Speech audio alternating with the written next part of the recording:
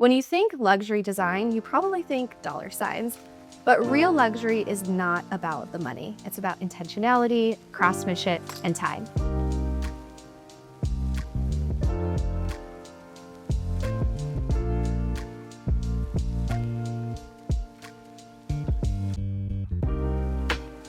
In this video, I'm going to be talking about the true costs of hiring a luxury interior designer and how you can infuse what we do into your own home, because it's really not about spending more to create a more luxurious look. As an interior designer who designs multi-million-dollar homes all across the world, it really is not about the dollar signs. It is so much more about the integrity, the intention, the time, and the overall essence that you put into a home that really makes something feel luxurious. Think about it. You could spend $1 million on something, and if it wasn't created in a beautiful, thoughtful way, it's really not going to stand the test of time or feel that luxurious. If this is your first time here, my name is Chloe Legras. I am the founder and principal designer of Boxwood Avenue. I host antiquing retreats all throughout Europe, so if you love antiquing as much as I do, you can check that out. I'd love for you to join us on one. I share lots of guides about design. I'm incredibly passionate about interiors and design and living an intentional lifestyle. I truly believe you don't need more, you need meaningful, and that true luxury is in simplicity. So without further ado, let's jump into this video talking about what it really means to create luxury interior design. My first tip, and this is something that I live and breathe by, but luxury does not equal expensive. We see this in things like restoration hardware, where it's marketed as luxury, but the quality is actually not really that great. There's a meme, perhaps you've seen it, but it's real luxury is time with family. It's being able to slow down. To me, it's the sunshine coming in through a window when you're washing the dishes in the morning. Those are what's true luxury to me, and I think we all get to define what success means to us, what luxury means to us. And I think it's really important, if you are trying to create a luxury environment, really defining how you want the space to feel and what your values are when it comes to interiors and design, before you just think, oh, I need to spend a lot of money to have a luxurious design, because that is what's going to set your foundation for what you build the space around. At Boxwood Avenue, before I was an interior designer, I actually trademarked the term luxury and simplicity. This is as we started to build our shop. I have an e-commerce shop, but I also had a brick and mortar at one point in time. And the other tagline that we used was, you don't need more, you need meaningful. And something I'm actually really proud of is that those two taglines have carried me through when I had my Etsy shop to where I am today. And it is something that we live and breathe by throughout our design firm. So when we are starting to build a space and you're just starting to design your home, you want to start thinking about those investment pieces and then the filler pieces. And I talk about this in a lot of my videos. It's kind of like building out your closet, because I do think that fashion is something that's a little bit more approachable and accessible to people, because we start doing that when we're teenagers and really starting to understand our style in terms of fashion. And the same can be done for interiors. And I get that it can be a little bit overwhelming. And if you're feeling overwhelmed, I offer one-on-one consults. So I'll put a link to my calendar. You can book a session with me. We can talk through things.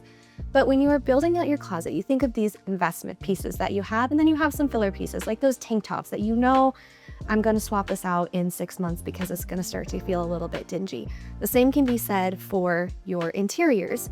And so if you want a really luxe look, those anchor pieces that you're going to be investing in, that you're going to bring with you from house to house, that's where you really want to maybe spend a little bit more money or have a little bit more intention behind it.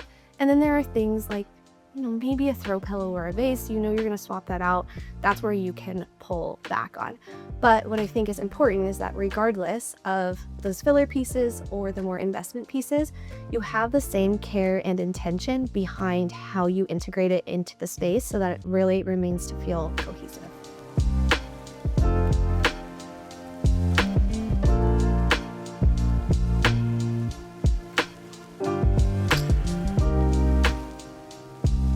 People say that time is money, but I think that time is luxury. And that is a lot of why hiring an interior designer is a luxury, because there's so much more behind. There's sourcing, right? And I would say that sourcing and putting the space together is like 15% of our job.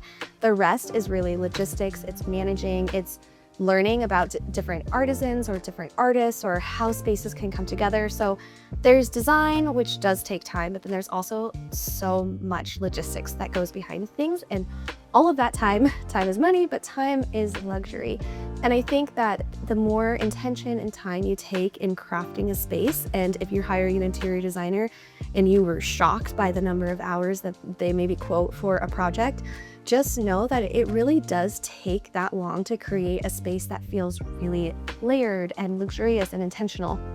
So if you're doing this for yourself, of course there are logistics and things, so let's put those aside because that's also time. But the time that it takes to really craft a room, I think that that is so important. So if you're doing this for yourself, think about going antiquing, learning about different artisans. So that could be like our client here, she's amazing. She joined an art club to learn about artists, and she was really collaborative in the process with us about bringing different artists into the space, layering that in. And then every piece that we brought into this space and we bring into our other client spaces, like the lamp, we don't just go to CB2, we work with different artisans to make the lamp or to have the table made or the glass blown, so that each piece has one really good energy. I'm really passionate about that, so that the energy feels really good in the space. So when you create spaces like this, less really is more. And then it's kind of funny because I had styled this, we're here at this client's install, and I had styled the shelves in a way that, you know, it was kind of done like you see shelf styling shelfies. And my friend Allison, who also lives here in Austin, she came in to help me style, and she's like, this is looking a little overstyled, Chloe. And it's like, oh my gosh, okay, less really is more.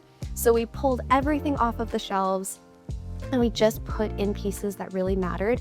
And I think that paring back, and it's like you're walking outside of the house and you like take that accessory off, paring things down and really living by that less is more is what's going to create a much more luxurious look. And going back to fashion, I could talk about this for so long, you guys, but going back to fashion, think about like when you go into Zara or if you go into YSL, you know the price difference, right? Think about those spaces. YSL or any other luxury brand, think about how they hang their clothes. There's like 5 pieces, right? If you think about Zara or H&M or whatever, the racks are just stuffed. Think about that when you are designing your home. If you don't want your shelves stuffed, unless you're going for a really maximalist look, you could totally go that direction. But if you want that more elevated luxe, pared back look, pull things away and live by less is more. While living in Paris, I have really seen this so much more than I ever saw in the United States. And it's really interesting because when I'm in Paris, I see the intentionality and the honoring of details, and it's incredible. When I'm back in the States, I see abundance, like people just want so much. I'm not necessarily saying one is better than the other, but it has really refined my eye to see that less is more and really integrating things intentionally. My cousin, for example, he grew up in Paris, and I think the culture there, it's different because you learn about the various artists, you learn about history.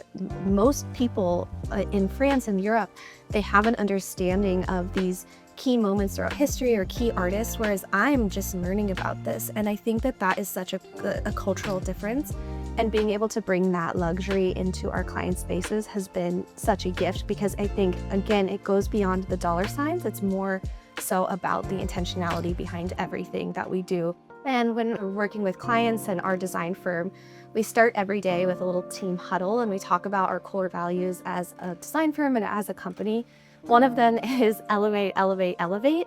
And the other one is intentionality. And I think these go hand in hand. So we are intentional with every touch point, from when we first meet with a client to how I'm interacting with people on social media or creating YouTube videos or other content, or, you know, when we're here working with the people that are installing things. Like, we always want to be intentional about everything that we do. And I think that that creates the most luxurious experience and luxurious environments that you can have.